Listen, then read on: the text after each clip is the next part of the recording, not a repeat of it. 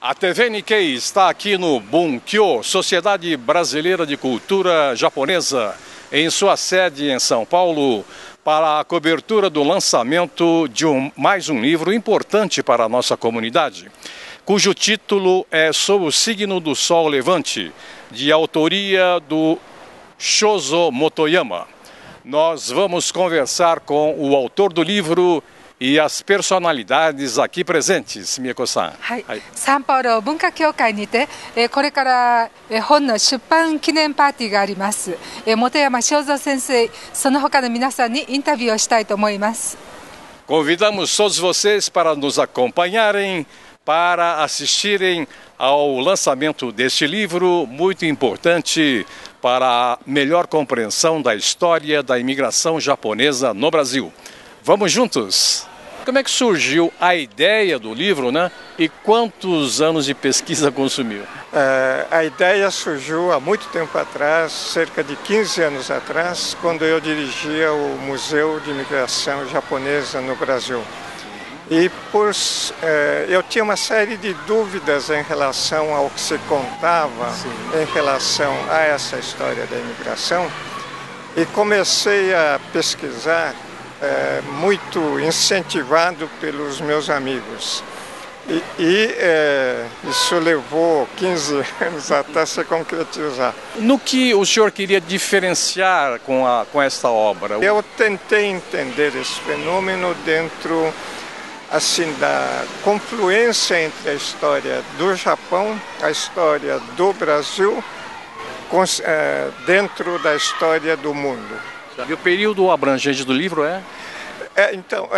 Fundamentalmente nós pegamos a vinda do Kasatomar, em 1908, até a véspera da Segunda Guerra Mundial. Mas, na verdade, o livro vai um pouquinho adiante, até o período de restauração Meiji, para cá, quando vai dar a ocidentalização do Japão, porque sem isso não dá para entender por que demorou tanto a imigração japonesa aqui no Brasil. Como esse livro, Sob o Signo do Sol Levante, de autoria do Shozo Motoyama, se insere no projeto editorial, né, dos 100 anos ainda da imigração japonesa no Brasil? Nós achamos que estava faltando alguma coisa, né? Alguma avaliação, uma meditação sobre o que foi o centenário, e aí resolvemos fazer o simpósio de avaliação do centenário da imigração japonesa.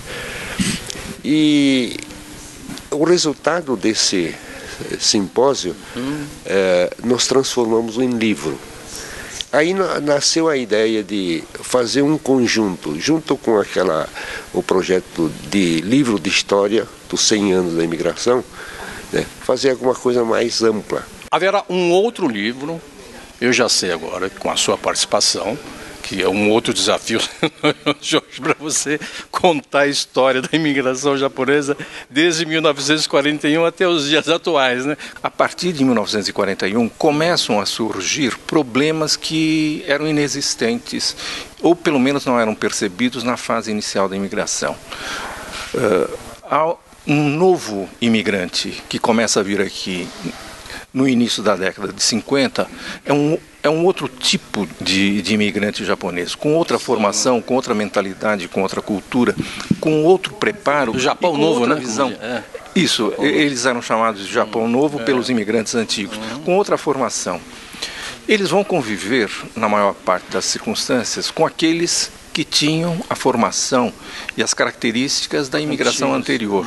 Essas características dos imigrantes anteriores à Primeira Guerra foram transmitidos para a maioria dos seus descendentes, seus filhos, os Nisseis e talvez até os Sanseis.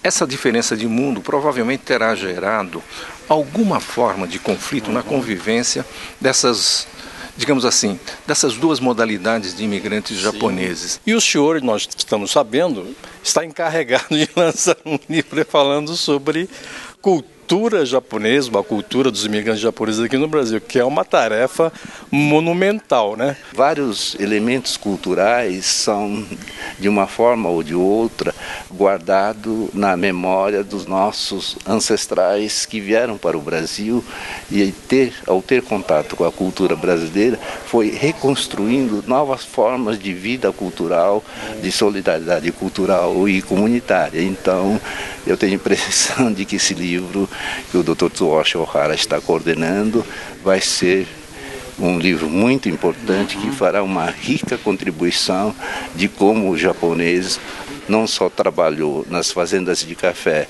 tornar-se pequenos e médios proprietários, muitos deles bacharéis e, portanto, profissionais liberais, mas os japoneses contribuíram de uma forma muito forte na área da cultura. O professor Shozo Motoyama também é um homem assim de duas culturas, transita nas duas culturas, né? Eu acredito que esse livro vai ser muito importante para todos aqueles que querem estudar sobre a imigração japonesa dentro do contexto internacional, mundial, entre Brasil e Japão, dentro do Brasil e dentro das comunidades, nas colônias, onde eles trabalharam.